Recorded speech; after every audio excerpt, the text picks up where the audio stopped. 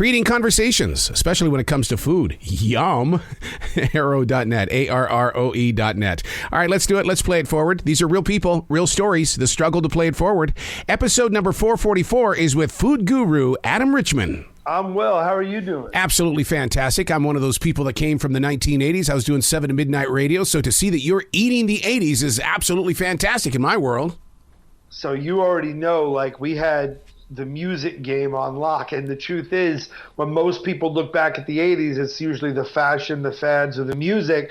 So personally, as a kid who grew up during the 80s, to look at it through the prism of food is kind of an awesome adventure. It absolutely is, because I'll tell you what, to me, that's where mall food started becoming really extremely popular. We were headed to the mall to have lunch, dinner, or whatever. Yeah, the mall in general, it was the chat room before the internet. You know, this was the last decade before the internet, truly. And that's where you learn about the newest fashions, the newest music, where you hit on, you know, members of the opposite sex, where you are the same. There were, you know, the food court was where you were exposed to flavors that you hadn't seen. And the truth of the matter is, having gone now to the first ever Panda Express in the Glendale Galleria, and gone to the first ever Auntie Anne's in a mall in Lancaster, again, these were individual places that, because of hard work and the right time, it was this whole new thing. The mall culture was the 80s, and it gave food an opportunity that it just never had before. Well, it always reminded me, and it still does even today, like an episode of Petticoat Junction. People always went to this little area where the food was. We just sat down and had this conversation, and really just a lot of a community broke out, basically. Absolutely. Absolutely. And I think that, again, now you have a much more adventurous eater.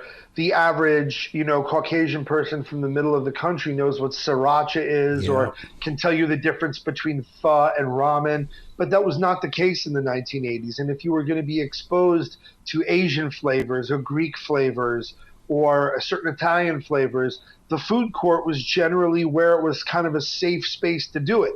Then also remember, this is the decade that saw the advent of the microwave. So you had the option of recreating these at home. You had both parents working more than ever, so you had latchkey kids.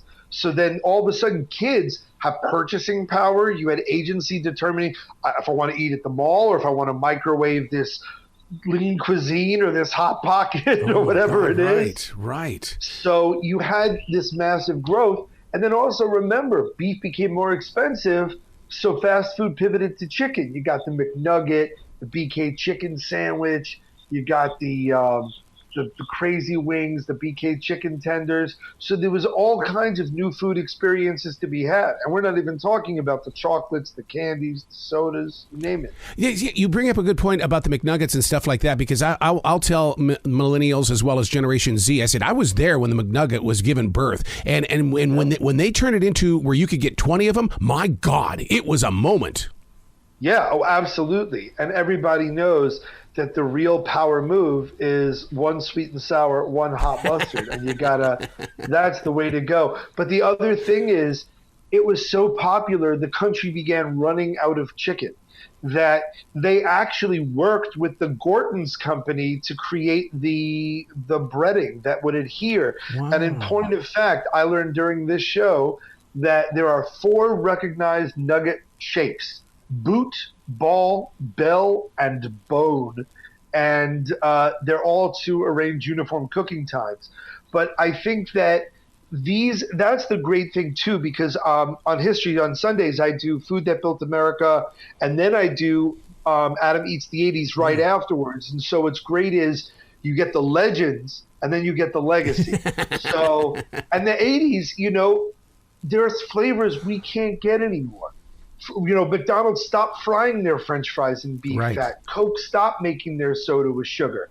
So to have food scientists recreate them for this show and compare them and go, is it just my sense of nostalgia and the fact that my Christmas song is Do They Know It's Christmas by the British bands, and that I bought 7 in the Ragged Tiger by Duran Duran on cassette? Is that why I think these fries are better, or are they just better?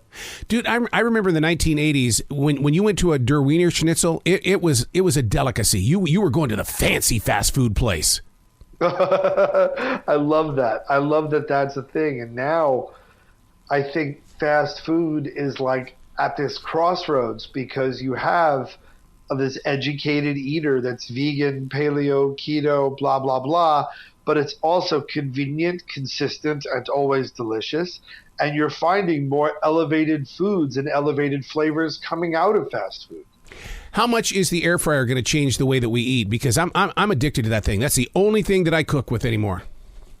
It's superb. I mean, I think that it stands to reason. The same way we're talking about the microwave in a show about the 80s, I could absolutely see a show about cooking in the 21st century where the air fryer, without question, has prominence. I mean, there was just certain things like the George Foreman grill, like the air fryer, that become cultural moments. In fact, in the 80s, food gadgets were so prevalent. That's why we do a whole segment in Adam Eats the 80s on just those food infomercials. So we do like the Ron Popeil egg scrambler. I reenact the Ginsu knife commercial, the Juice Man juicer. People forget you would go to the mall and there would be demos of people like trying these things out that you would then see on these infomercials. Now you can get an ad in the middle of your Instagram feed. You can get an ad in the middle of a clip you're watching on YouTube. There could be, you know, a not so subtle brand integration into the movie you're watching, like Reese's Pieces and E.T.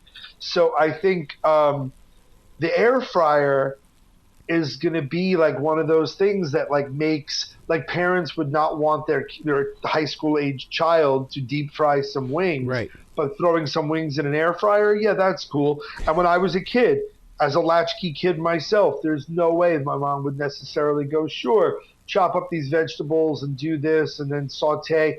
But nuke a lean cuisine or heat up a Hot Pocket, you're good, Adam. You're good. You know, one thing that I'm seeing a lot of sales in these days, Big League Chewing Gum is back.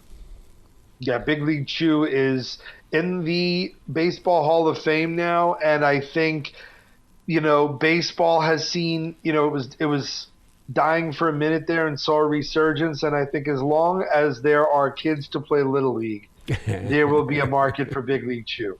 And as long as there were men who played Little League and women, quite frankly, who played Little League as kids and want to recreate that feeling. I just did a show with Mario Lopez and I had some Big League Chew and that guy tore into it like it was the treasure of the Sierra Madre, like he had never seen it. Oh my God. Oh, so true, so true. Well, congratulations on Adam Eats the 80s on the History Channel, dude. I mean, you definitely always connect yourself to things that we can relate with. Well, thank you so much. It's an honor to hear anyone say that. It's the best thing I could hear. Come back to the show anytime, dude. The door's always going to be open for you. I appreciate that kindly. Thank you. You bet. Be brilliant.